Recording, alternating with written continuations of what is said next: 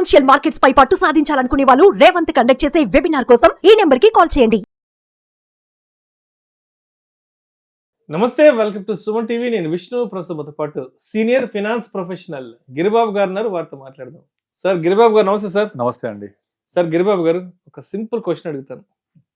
ధనవంతులు అవ్వాలి అంటే ఎటువంటి మంచి అలవాట్లు కలిగి ఉండాలి, అదేవిధంగా ఎటువంటి క్రమశిక్షణను, ఎటువంటి నడవడికను కలిగి ఉండాలి అంటారు? మనం జీవితంలో ఆర్థికంగా ఎదగాలి, ఒక మంచి ఉన్నత స్థానానికి చేరుకోవాలి అంటే? ఇక్కడ 2 థింగ్స్ ఉంటాయండి. జనరల్గా ధనవంతులు, ఆస్తిపరులు రెండు ఉంటాయి. డిఫరెన్స్ ఏంటి రెండింటికి? ధనవంతులు అంటే అసెట్ రిచ్, ఆస్తిపరులు అంటే క్యాష్ రిచ్. ఓకే, సో ఆస్తి కావాలా, ధనం కావాలా? ఫస్ట్ రెండు మధ్య తేడా తెలుసుకోవాలి. సో చాలా మంది ఊపర్ షెర్వాని అందరు పరీక్ష విన్నారు కదా సామెత. సో చాలా మంది ఆస్తిపరులకు ఉండే ప్రాబ్లం ఇది.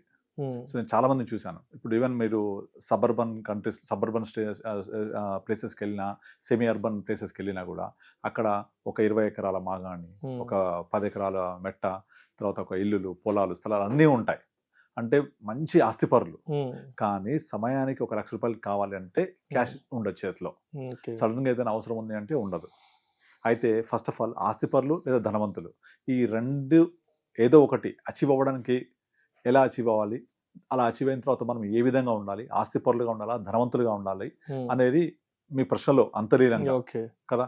సో నార్మల్గా ఇప్పుడు ఈ ఆస్తిపరులైన వాళ్ళు చాలా మంది ఫిక్స్డ్ అసెట్స్తో అవుతుంటారు. ఈ ఫిక్స్డ్ అసెట్స్ అనేవి ఒక జనరేషన్లో జరగదు.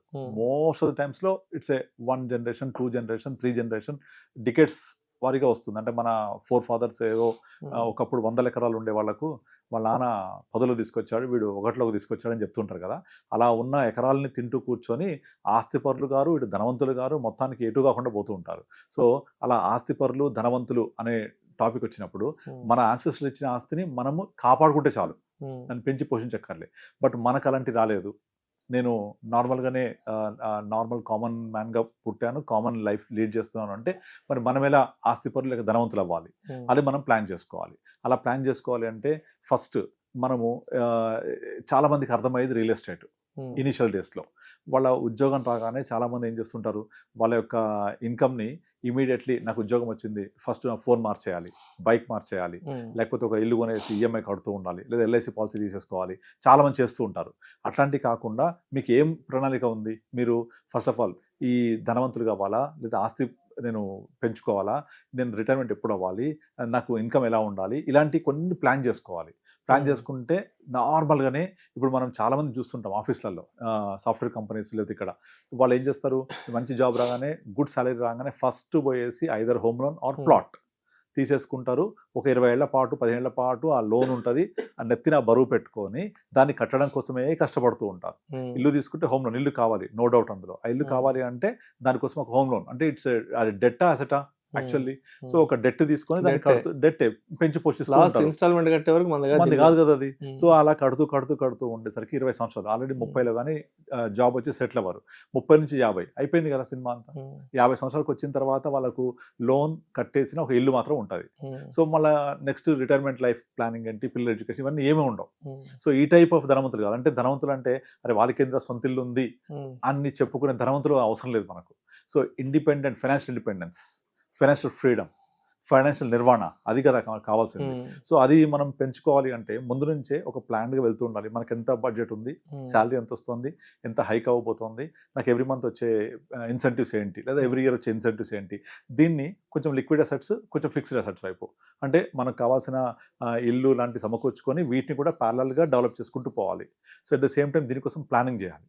చాలా మంది రాగానే ఒకటే ఫస్ట్ జాబ్ వచ్చాక ఇమీడియట్లీ గ్యాడ్జెట్స్ మార్చడము, కార్ మార్చడము, లేకపోతే వెహికల్స్ మార్చడము, కొత్త బట్టలు, ఇక ప్రతి నెల ఇలాగే పోతుంటుంది.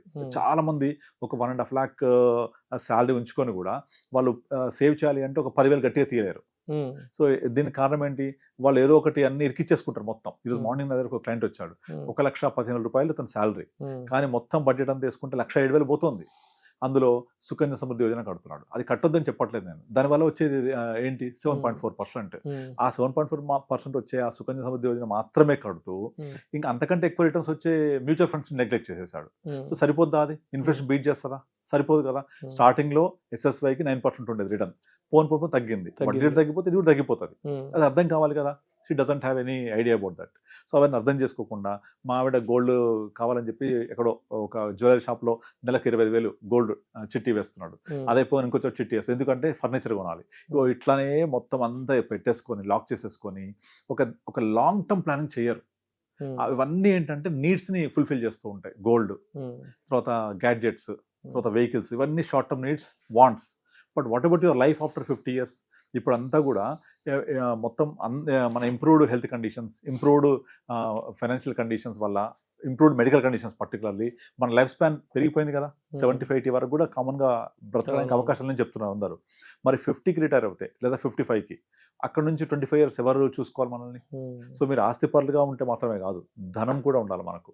అంటే ఆస్తితో పాటుగా ధనవంతులు కూడా అవుతేనే అప్పుడు మీ యొక్క జర్నీ సాఫీగా ఉంటుంది. ఆఫ్టర్ 50 మనకున్న ఎనర్జీ లెవెల్స్ తగ్గిపోతాయి. సో అప్పుడు మనం ఈ విధంగా కష్టపడలేము. అప్పుడు ఎవరు ఇస్తారు మనకు? సో ఇంట్లో మనం ఉండడం సరిపోతుంది. But what about the monthly income? So మన అబ్బాయికి, అరే నీకు 20 సంవత్సరాల పాటు నేను చదువు చెప్పించాను, నువ్వు ప్రయోజకుడు అయ్యావు, నాకు ఎవ్రీ మంత్లీ ఇన్కమ్ ఇవ్వు, నాకు పెన్షన్ ఇవ్వు అంటే మీ అబ్బాయి ఎప్పటికీ మీ పెన్షన్ ఫండ్ కాదు కదా. మనం చాలాసార్లు డిస్కస్ చేసాం. సో అట్లా కాకుండా ధనవంతులు అవ్వాలి అంటే మీకు యాక్చువల్గా ధనం కావాలా, ఆస్తి కావాలా? అది కావాలి అంటే ఎట్లా ప్లాన్ చేసుకోవాలి? ప్లాన్ చేసుకుని రెండింటి మధ్య బ్యాలెన్స్ కూడా చేసుకోవాలి. ఓన్లీ ఒకటే హోమ్ లోనో ప్లాట్లో తీసుకొని దాని మీదే ఉండకుండా, అది ఏంటి ఇప్పుడు ప్లాట్స్ కొన్నా కూడా చాలా మంది అమ్మగలుగుతారా? అమ్మాలన్నప్పుడు లిక్విడిటీ ఉంటుందా? ఉండదు. ఇప్పుడు అమ్మనిస్తారా ఇంట్లో వాళ్ళు? అది పిల్లల కోసము ఆస్తి ట్రాన్స్ఫర్ అవ్వాలి. ఒక ఆస్తి, నీకు ఒక ఆస్తి ఉంటే అటాచ్మెంట్ పెట్టేసుకుంటారు ఆటోమేటిక్ గా. అమ్మలేరు, పర్పస్ సర్వ్ కాదు. సో ఈజీగా మనకు లిక్విడేట్ చేయగలిగేది ఏంటి? అలాంటి వాటిలలో ఫైనాన్షియల్ అసెట్స్ పర్టికులర్లీ అందులో ఇన్వెస్ట్ చేసుకుంటూ వెళ్తే అది పెరిగి పెద్దదై అన్నిటికంటే మంచి రిటర్న్స్ ఇస్తుంది. అది most of the times liquidity అవసరం సడన్గా మనల్ని కాపాడుద్ది. అది ఏదైనా కావచ్చు, ఒక ఫైనాన్షియల్ అసెట్. డెఫినెట్గా దానికి ఉండే లిక్విడిటీ అనేది బిగ్గెస్ట్ అడ్వాంటేజ్. ఆ లిక్విడిటీ మిమ్మల్ని సేవ్ చేస్తుంది అవసరమైనప్పుడు. సో అలా మీరు అవసరమైనప్పుడు మనము డబ్బులు చేతిలో ఉండడమే ధనవంతుల యొక్క మేజర్ లక్షణం కదా. మీరు ఒక 2 days బ్యాక్ కనుక న్యూస్ చూస్తే, ముఖేష్ అంబానీ అండ్ ఫ్యామిలీ, ఆ Reliance Industries group, they are trying to get almost 2.9 billion of debt raise చేస్తున్నారు. ఒక 700 banks తో డిస్కస్ చేస్తున్నారు. అది ప్రొడక్టివ్ డెట్. అది అంటే వాళ్ళు దీంతో వ్యాపారం చేసి ఆ వ్యాపారం ద్వారా వచ్చే లాభాల్లోంచి అప్పు తీర్చేసి ఆస్తి పెరుగుతుంది. కాబట్టే కదా ఇప్పుడు వాళ్ళు 1 generationలోనే, మనం 2nd generationలోనే 20 lakh crore వర్త్ చూస్తున్నాం వాళ్ళ టోటల్ మార్కెట్ క్యాప్ వాళ్ళ కంపెనీకి. ఆ 20 lakh crore ఒక జనరేషన్ అవ్వాలంటే మామూలు విషయం కాదు. డెట్ ఉండాలి, తప్పు లేదు, కానీ అది ప్రొడక్టివ్ డెట్ అయి ఉండాలి. అంటే ఆ డెట్ అంటే అప్పు తీసుకొని యూజ్ అవ్వాలి అది. అంతేగాని పెళ్లి కోసం అప్పు, వెకేషన్ కోసం అప్పు, లేకపోతే ఇంకా వేరే దానికోసం అప్పు తీసుకొని మనము డెట్ ట్రాప్ లో పడిపోవద్దు. సో ఇది బిగ్గెస్ట్ మిస్టేక్. ఇది డెట్ ట్రాప్ లో పడితే ఇంకా ధనవంతులు ఇది పక్కన పెట్టండి, ఫస్ట్ ఆ డెట్ క్లియర్ చేయడానికే లైఫ్ అంతా సరిపోద్ది. ఇక వెనక్కి తిరిగి చూస్తే ఏముంటది? ఏమీ ఉండదు. సో అట్లా కాకుండా ప్లానింగ్ చేసుకుంటూ లిక్విడ్ అసెట్స్, ఫినాన్షియల్ అసెట్స్ రెండింటిని బ్యాలెన్స్ చేసుకుంటూ, ఫినాన్షియల్ అసెట్స్ అనేది ఉండాలి compulsory for your retirement life, for your future life. అలాగే ఆస్తి స్టేటస్ కోసం, మన యొక్క సాటిస్ఫాక్షన్ కోసం, మనకు ఒక ఆస్తి ఉంది, ఒక మంచి సోషల్ స్టేటస్ కోసం, పర్లేదు వీళ్ళకి మంచిగానే ఉంది అని ఒక అందరు అనుకుంటే మనం హ్యాపీగా ఉంటాం కదా. చాలా ఫీలింగ్ అలాగే ఉంటుంది. అట్లా బ్యాలెన్స్ చేసుకుంటూ వెళ్తే ధనవంతులు కానీ ఆస్తిపరులు కానీ డెఫినెట్గా అవ్వచ్చు. దీంట్లో బడ్జెట్ కూడా ప్లాన్ చేసుకోవాలి. ఆ బడ్జెట్లో ట్యాక్సెస్ గురించి చూడాలి.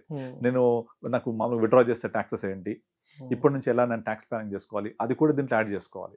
ఎందుకంటే penny save is nothing but penny earned. నేను ఒక ఎంటర్ప్రీనర్తో నేను మాట్లాడాను. సో ఆయన ప్లానింగ్ అంతా కూడా నేను ఇప్పుడు ట్యాక్స్ ఎలా సేవ్ చేయాలి, నాకు గవర్నమెంట్ నుంచి కొంచెం సబ్సిడీ వస్తుంది లేదా ఇన్సెంటివ్స్ వస్తున్నాయి, దాని నుంచి వచ్చే ఇన్సెంటివ్స్ ఎట్లా నేను బెటర్గా ప్లాన్ చేయాలి, అలా ప్లాన్ చేస్తూ ఏ విధంగా నేను నాకున్న ఎక్స్పెన్సెస్ తగ్గించుకోవాలి, ఆ ట్యాక్స్ తగ్గించుకోవడానికి ఉన్న మార్గాలు ఏంటి అఫీషియల్గా, లీగల్గా. So penny save is nothing but penny earned. So అట్లా మనం చేసే ప్లానింగ్ అంతా కూడా బడ్జెటింగ్ చేస్తూ అందులో ట్యాక్స్ ప్లానింగ్ కూడా చేసుకుంటూ ఉండాలి. అంటే మనకు లాంగ్ టర్మ్ క్యాపిటల్ ట్యాక్స్ ఉంటుంది 12.5%, దాన్ని ఎవ్రీ ఇయర్ ట్యాక్స్ హార్వెస్టింగ్ చేసుకుంటూ రావచ్చు. అలా చేయడం వల్ల మనకు లాంగ్ టర్మ్లో కట్టే ట్యాక్స్ తగ్గుద్ది. ప్లస్ మనం విత్డ్రా చేసేప్పుడు షార్ట్ టర్మ్ క్యాపిటల్ ట్యాక్స్ ఏంటి, ఇవన్నీ చూసుకుంటూ ఉండాలి. అలా చూసుకుంటూ ప్లాన్ చేసుకుంటూ వెళ్తే డెఫినెట్లీ ఎవ్రీవన్ కెన్ బికమ్ ధనవంతులు. ఎట్ ద సేమ్ టైం ఆస్తిపరులు. బ్యాలెన్స్గా వెళ్ళొచ్చు, లైఫ్ సుకూన్గా ఉంటుంది. రైట్. సో మొత్తానికి చేతిలో క్యాష్ ఉన్నాడు కింగ్ అంటారు. అంతే కదా. Thank you sir. Thank you అండి.